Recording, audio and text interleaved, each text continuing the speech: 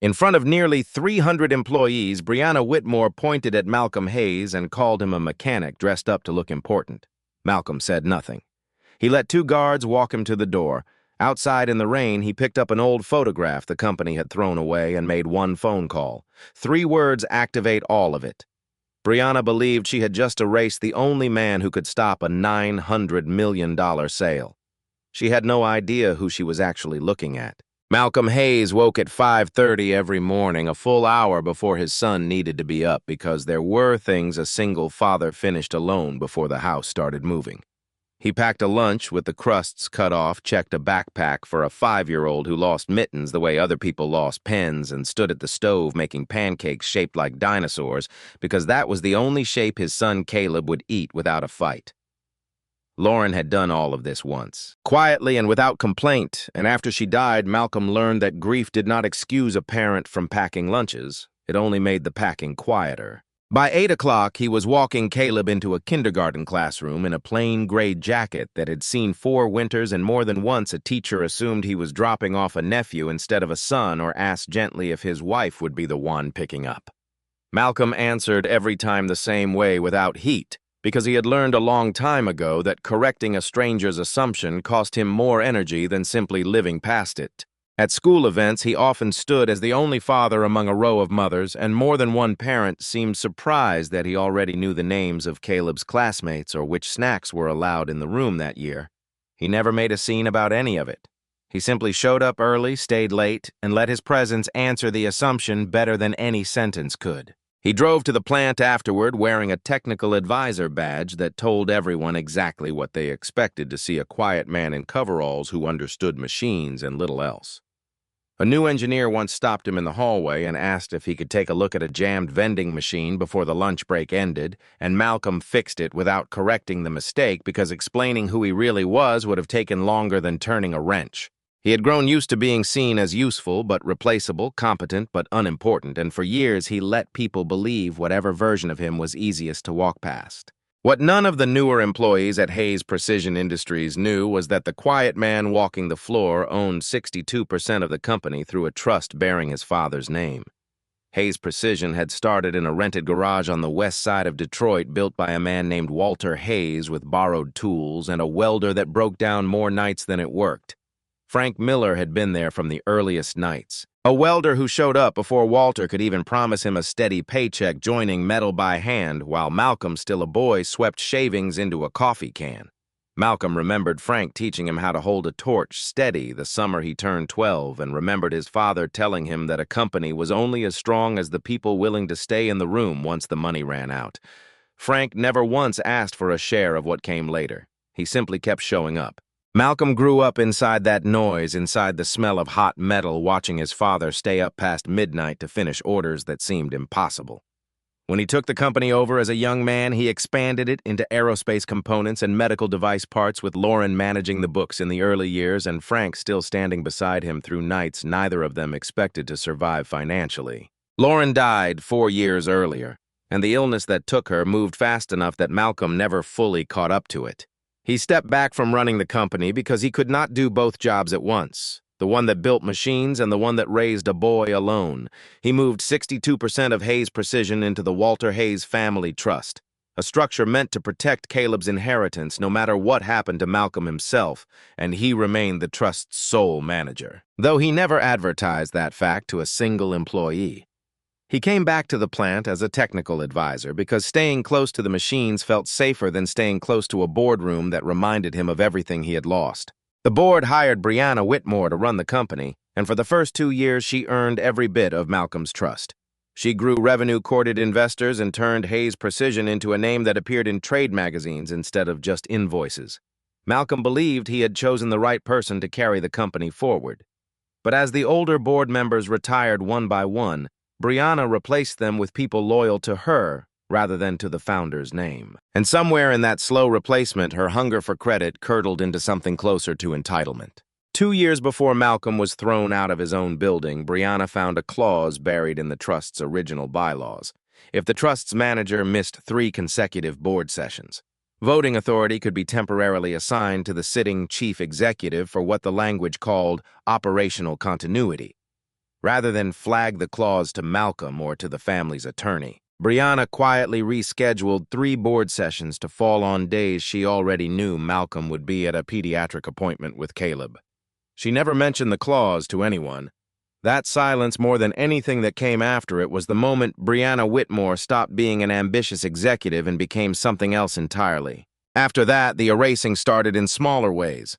The photograph of Malcolm and Frank standing beside the company's first machine came down from the lobby wall and went into a storage box. New employee training videos stopped mentioning a founder by name at all. And when marketing needed an image of the man who built the place, they used a stock photograph of someone who had never set foot in the building.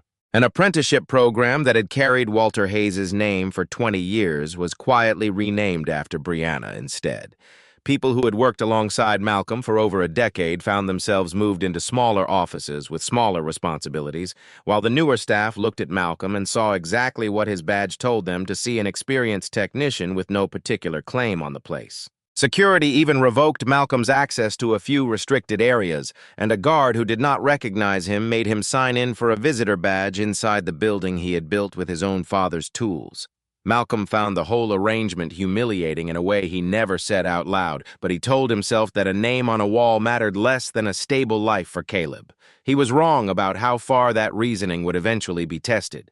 The turning point arrived during a quarterly operations meeting when Brianna proposed switching titanium suppliers to a vendor offering costs 18% lower than the current one. Her presentation highlighted the savings and glossed over the fact that the new material lacked 2 mandatory durability certifications, the same certifications required for components destined for surgical implants. A hairline defect in that material would not just cost the company money, it could fail quietly inside a patient's body. Malcolm spoke up because someone had to. He explained without raising his voice that certified material was not a line item you trim to hit a quarterly target, and that a single failure would not just be a financial loss, but a human one. Brianna let him finish and then smiled at the room. She reminded everyone that Malcolm was a technical advisor, not a strategist, and joked that men who spent their careers around grease and wrenches were not the ones who should be defining a modern company's material strategy. A few managers laughed to stay on her good side. Others looked down at the table because they did not dare object.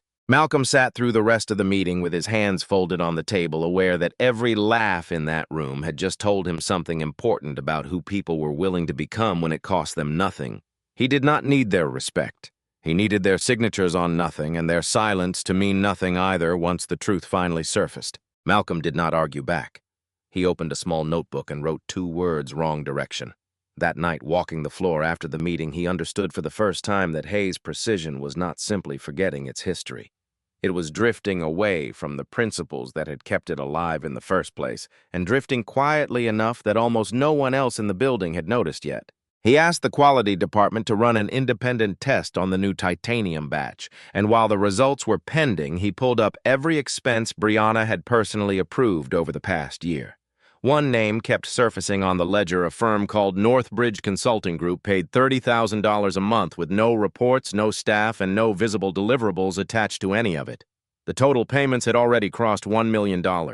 When Malcolm traced the registration address behind Northbridge, it led directly back to Brianna's younger brother, Preston Whitmore. That single connection changed the shape of everything Malcolm thought he understood. A bad purchasing decision was one kind of problem. A sibling quietly draining money out of a company through a fake consulting contract was another kind entirely, and it meant the titanium proposal might not be a mistake in judgment at all.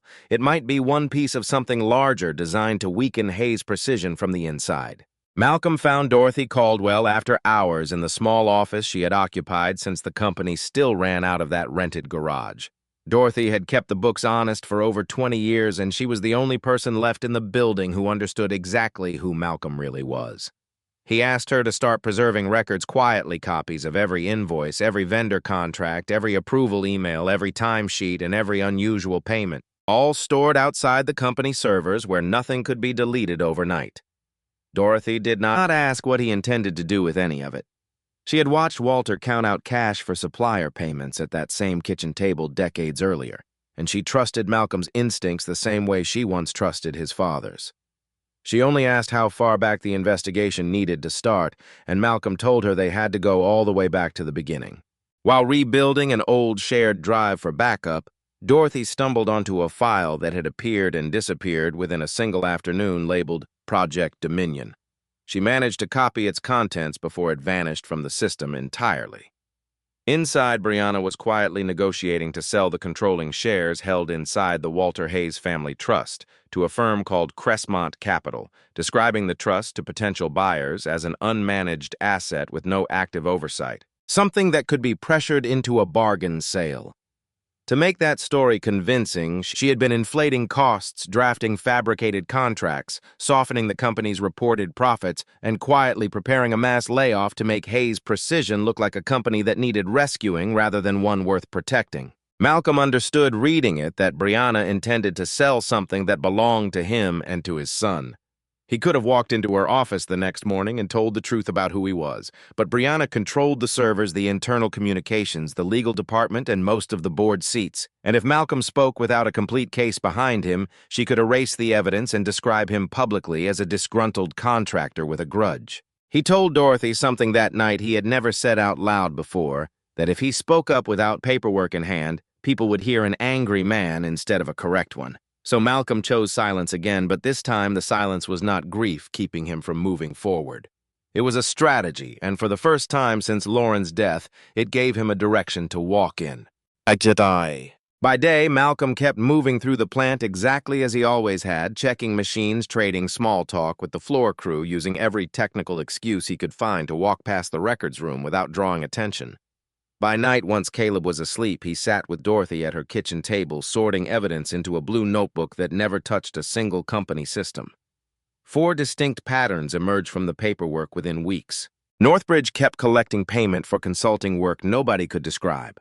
A warehouse the company paid rent on turned out to be an empty lot with no structure on it at all. Several supplier contracts had been priced below market value on purpose, losing money by design rather than by accident. And underneath all of it, money kept moving through a chain of shell companies before landing every time in accounts tied to Preston. Some nights, the two of them worked past midnight, cross-referencing invoice numbers against delivery dates that did not exist, circling figures in red ink until the blue notebook grew thick with tabs and sticky notes. Dorothy kept a second, smaller ledger of her own, just numbers and dates in case anything ever happened to the first. Malcolm never asked her to do that. She did it because 20 years of watching a company grow gave her a kind of ownership over its honesty that no title could take away. One email Dorothy recovered from Preston to Brianna instructed her to keep everything quiet until the trust situation was resolved, because after that, nothing else would matter. Reading it, Malcolm understood the two of them were not simply skimming money off a company that trusted them.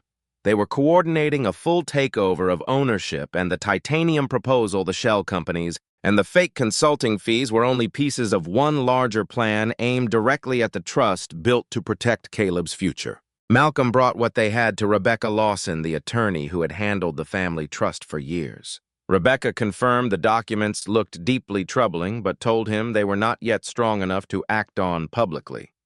If Brianna discovered the investigation before the case was airtight, she could accuse Malcolm and Dorothy of stealing internal data, and with most of the current board owing their seats to Brianna directly, that accusation might stick faster than the truth would. Rebecca asked Malcolm a question that stayed with him longer than anything in the blue notebook. How many people on the current board even remembered that he was the one who founded the company? When Malcolm counted, he realized almost none of them did. He would not only need to prove Brianna's guilt, he would need to prove his own identity to a room full of strangers who had every reason handed to them by Brianna to doubt him. Rebecca reminded him that the law did not care how quietly a man carried himself. It only cared what he could put on the table, and until that table was full, patience was not weakness. It was the only strategy that could not be taken away from him.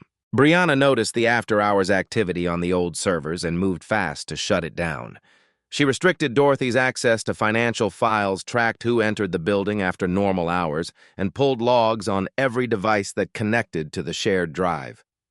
One afternoon, an information technology staffer walked in on Dorothy mid-transfer copying files onto an external drive, her hand freezing over the keyboard as the door opened behind her. Malcolm, watching production data from the floor, triggered a fabricated equipment error on the assembly line just in time to pull the entire technology team away to handle it. Dorothy hid the drive seconds before anyone returned to check her screen, her heart still pounding long after the staffer had walked back out. Brianna called Dorothy into her office not long after and never accused her outright, only mentioned almost kindly that an employee close to retirement could lose her pension if company documents ever left the building without authorization. Dorothy thanked her and returned to her desk looking appropriately frightened. Later, she told Malcolm that a threat like that only works on someone who believes money matters more than doing the right thing. And she went right back to the investigation that evening as if nothing had happened. The strain of running 2 lives at once nearly cost Malcolm something he could not get back. He almost missed Caleb's classroom presentation about dinosaurs arriving just as his son stepped onto a small stage decorated with paper triceratops and kept glancing toward an empty chair in the front row. Malcolm slid into that chair seconds before Caleb spotted him, and his son's shoulders dropped with relief in a way that told Malcolm exactly how close he had come to breaking a promise he had never spoken out loud. On the drive home, Caleb asked if the machines at the plant needed his father more than he did. The question landed harder than anything Brianna had said to him in a boardroom because Malcolm recognized the pattern immediately. After Lauren died, he had once buried himself in work to avoid sitting with his own grief. And now, even while trying to protect his son's future, he was at risk of repeating the exact same mistake in the present. He told Caleb that nothing inside that building mattered more than him, and he meant it enough to set a hard limit on every night of investigation that followed, each one bound by a clear purpose and a clear stopping point. Winning back the company would mean nothing if he lost his son's trust while doing it. The case shifted entirely when Rebecca received a voting authorization document tied to the Walter Hayes Family Trust, claiming the trust had granted Brianna full authority to approve the sale of its 62% stake to Crestmont Capital. At the bottom of the page sat Malcolm's signature. He told Rebecca flatly that he had never signed any such document in his life, and when she examined it closely, she found the notary's license had expired years earlier. The date on the page had been altered. The ink at the signature line did not match the ink anywhere else on the document, and the signature itself had been produced using Malcolm's old company seal, a seal that had sat locked in the chief executive's safe since the day he stepped away from that office. Malcolm read the forged page 3 times before he set it down. He had spent 4 years letting people underestimate him because he believed it protected his family. Now the same silence had left a door open wide enough for Brianna to walk through, wearing his own name, and he understood that protecting Caleb no longer meant staying quiet. It meant making sure his son never inherited a lie signed in his father's hand.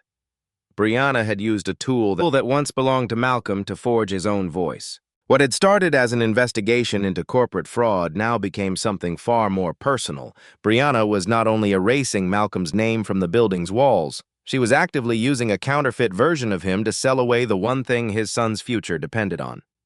Rebecca told Malcolm he was legally permitted to record any conversation he personally took part in, and from that point forward he carried a small recorder inside his jacket every time he stepped onto company property. No longer just gathering paperwork, but waiting for Brianna to reveal herself in her own words. That opportunity arrived at the company's anniversary celebration, where the top floor filled with catered food and framed photographs of recent product launches, and Brianna moved through the room accepting compliments like a woman already certain of what she was about to own.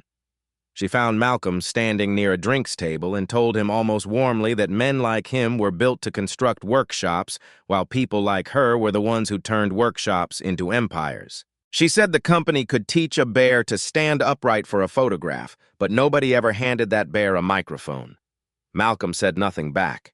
The recorder in his jacket caught every word of it, and Brianna walked away from the conversation feeling triumphant, certain she had just put a quiet, harmless man back in his place with no idea she had just handed him the exact proof of contempt and motive that Rebecca had been waiting for. Not long after Dorothy uncovered a hidden spreadsheet listing 60 employees scheduled for termination once the Crestmont sale closed. Most of the names on it belonged to longtime staff people who had once questioned Brianna's spending, people who had objected to the substandard titanium, and people whose seniority made their salaries expensive on paper.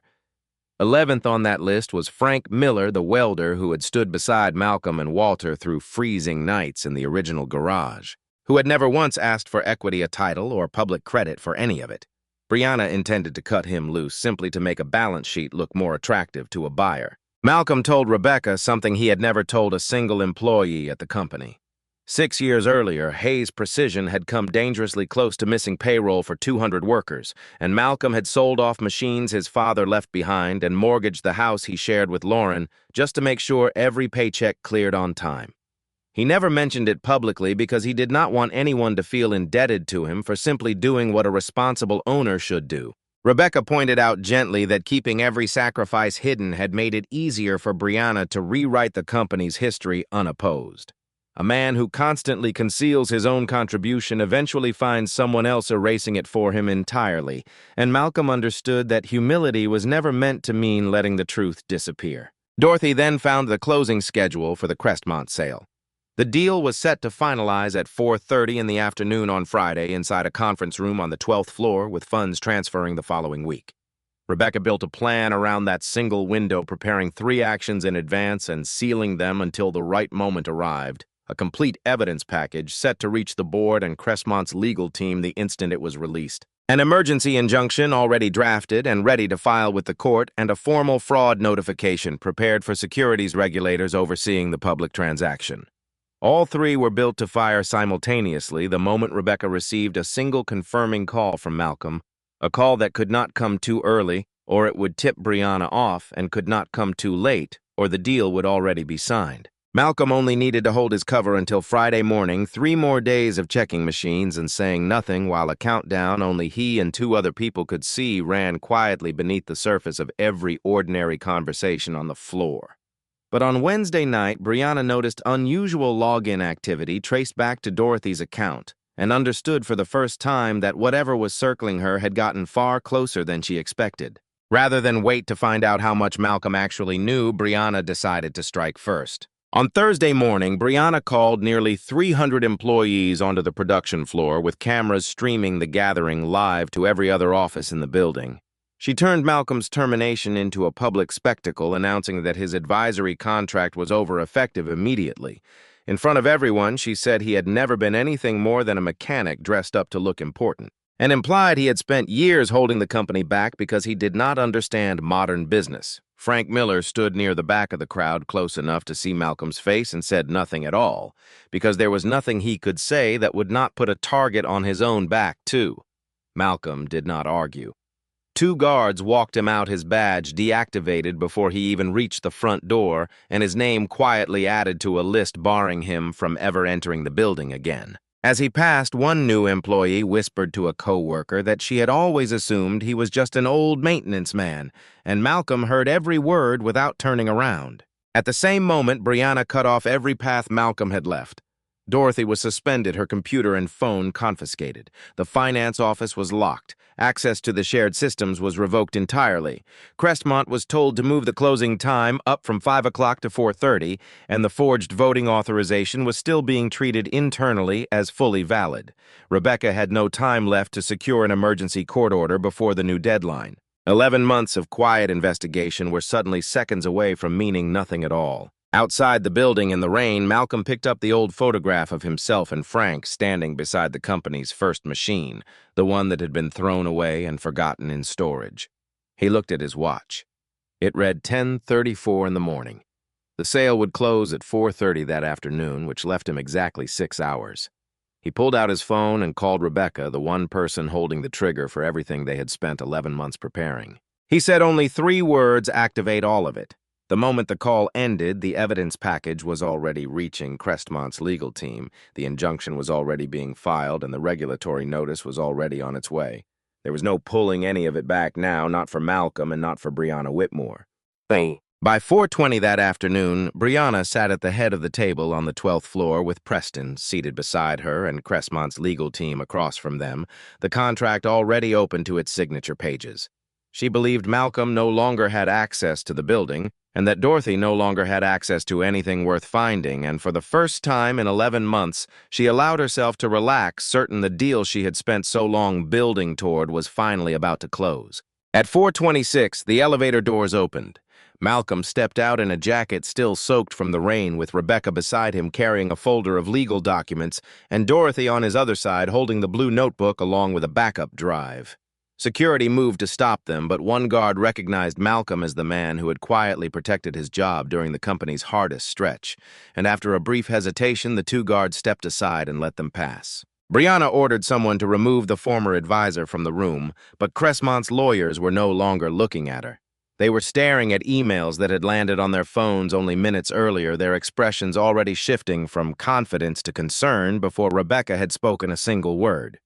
One of them quietly turned his laptop away from Brianna's side of the table, a small gesture that told Malcolm everything about how quickly the balance in that room had already shifted. Rebecca introduced herself as counsel for the Walter Hayes Family Trust and demanded that everyone stop signing immediately. She placed the forged voting authorization on the table and walked through every flaw in it one by one, a notary whose license had expired years earlier, a date that had clearly been altered after the fact ink at the signature line that did not match the rest of the page, and a signature produced using a company seal that had been locked away since the day Malcolm stepped back from active leadership. Brianna, she explained, had never held the authority to vote on the trust's behalf at all. Then Rebecca stated plainly who Malcolm actually was: the founder of Hayes Precision Industries, the sole manager of the Walter Hayes Family Trust, and the lawful owner of the 62% stake Brianna had been trying to sell. The man she had just fired in front of the entire company was not an outsider with a grudge. He was the owner of the shares sitting on the table in front of her. Brianna tried to fight back with her own version of events, telling the room that Malcolm had abandoned the company for 4 years, missed every meeting that mattered, hid his ownership from everyone around him, left her to build the company alone, and only reappeared now that it was worth enough to sell. A few board members joining remotely suggested that even if Malcolm legally owned the shares, Brianna might still be the right person to keep running daily operations. The confrontation was no longer only about who owned what. Malcolm still had to prove that Brianna had not simply made hard business decisions, but had deliberately broken the law to seize control of something that was never hers. Malcolm answered her without raising his voice, the same way he had answered every insult for 4 years. He said he had not been absent. He had been standing on the production floor every single day, close enough to watch exactly what she was doing with a company that was never hers to sell. He said the only thing he had hidden was his name, and the only thing she had hidden was the truth. Dorothy opened the blue notebook and laid out the evidence piece by piece: the fabricated invoices from Northbridge, the money trail leading straight to Preston, the empty lot billed as a warehouse contracts intentionally priced to lose money, deleted internal files, the email instructing Brianna to stay quiet until the trust was resolved, proof that the titanium batch failed required safety certifications, and the spreadsheet naming 60 employees scheduled for termination the moment the sale closed. Brianna insisted the documents had been staged by Malcolm and Dorothy as an act of revenge, her voice rising for the first time since the meeting began. Preston said nothing, staring at the table, and one board member noted quietly that a man with nothing to hide usually had more to say than that. Rebecca then played the recording from the anniversary celebration. Brianna's own voice filled the room, describing Malcolm as a bear that could be trained to stand for a photograph but never trusted with a microphone. The recording alone did not prove every act of fraud on the table, but paired with the financial trail, it showed exactly how well Brianna understood who Malcolm really was and how deliberately she had worked to erase him anyway. Malcolm stood and looked directly at her. He told her she had been half right. Nobody had handed him a microphone in 11 months, but he had never needed one. All he needed was one phone call. Cressmont's legal team closed the folder in front of them and announced they were withdrawing from the transaction entirely, citing fraudulent ownership documents and materially false financial disclosures. Project Dominion collapsed inside the very room where it was meant to be finalized. Rebecca called an emergency board meeting for that same evening. Brianna suggested handling the matter quietly internally to protect the company's reputation from public scrutiny. Malcolm told her she had already been given 11 months of silence to make things right, and instead she had spent that time forging his signature and preparing to push 60 families into crisis. The board reviewed the forged signature, the money trail to Preston, the shell companies, the deleted records, the contracts designed to lose money, and the false information delivered to Cressmont, and removed Brianna from her position as chief executive for cause. Preston, along with the employees who had directly assisted the fraud, was suspended and referred to investigators. Malcolm did not remove a single person simply for having mocked him or looked down on him over the past 4 years. He acted only against those the evidence clearly tied to the fraud itself. He did not explain that reasoning further, and the board did not ask him to. Everyone in that room had just watched 11 months of quiet work undo a fraud that nearly cost the company everything, and nobody doubted anymore what mattered most to the man who built it. Brianna left the building later that night carrying a cardboard box, the same kind Malcolm had carried out that morning. Walking through the lobby, she passed the old photograph of Malcolm and Frank, now rehung exactly where it had always belonged. No one clapped and no one mocked her. Employees simply watched her go and returned quietly to their work. She stepped outside into the same rain that had soaked Malcolm hours earlier. An independent audit later confirmed that millions of dollars had passed through the shell companies tied to Preston, who was arrested and agreed to cooperate with investigators building the case. Brianna was charged with fraud, forgery, and providing false information during a corporate transaction. Most of the stolen funds were eventually recovered, and she was barred from holding a senior leadership role at any publicly traded company again. The reputation she had spent years building in the press collapsed within weeks, and the same headlines that once praised her vision now printed a very different account of who she had become. The spreadsheet listing 60 employees for termination was destroyed. Every worker who had been demoted for questioning Brianna was reinstated along with the pay they had lost. The plant returned to its certified titanium supplier. Dorothy was named Chief Financial Officer. A professional leader was brought in by the board to manage daily operations chosen for competence rather than for any personal ambition to own the place. The apprenticeship program was renamed after Walter Hayes once again, and Frank Miller was publicly recognized as one of the people who had built the company from its earliest days in that rented garage. Malcolm accepted the role of board chairman but turned down running the company full-time. He told the board that Hayes Precision needed a leader who could give it every hour of the day, and that Caleb needed a father who could do the same, and that between those two responsibilities, only one of them was a job nobody else could hand off in his place. That evening, Malcolm came home to find Caleb waiting at the kitchen table. His son had no idea his father had just stopped a $900 million sale, saved 60 jobs, and reclaimed control of an entire company in under 6 hours. Caleb only asked if his day at work had been a good one. Malcolm told him it had been one of the best days he could remember, and he meant it. Sitting down to eat pancakes with his son for the first time in nearly a year without a blue notebook or a closing deadline sitting in the back of his mind. Months later, Malcolm tracked down an old lathe that had once belonged to Walter, one of the machines he had sold years earlier to make sure 200 employees received their paychecks on time. He placed it in the company lobby beneath the photograph of himself and Frank in the garage beside a picture of Lauren checking payroll ledgers in the earliest days of the business. A small plaque beside the display read that every company is built by the hands, the minds, and the sacrifices of many people, not the name of any single person standing at the top of it. In the final scene, Malcolm and Caleb sat at the kitchen table building a small birdhouse together. Caleb asked if his father had built the entire company by himself. Malcolm told him that Walter built it with his hands, that Lauren kept it alive with her mind, that Frank welded its very first pieces together, that Dorothy kept every number honest, and that hundreds of workers over the years had turned it into something real. Caleb asked what his father's job had been in all of that.